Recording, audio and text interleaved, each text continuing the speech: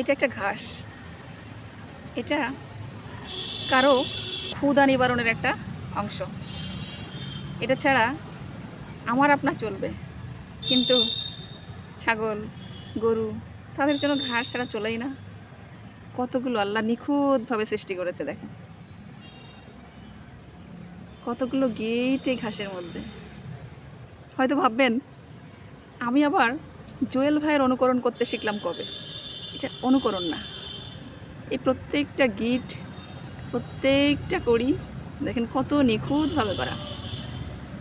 একটা গাছ থেকে কতগুলো করা, এটা আল্লাহ নিয়ামত, এটা কারো আহার। আল্লাহর সৃষ্টি কত সুন্দর।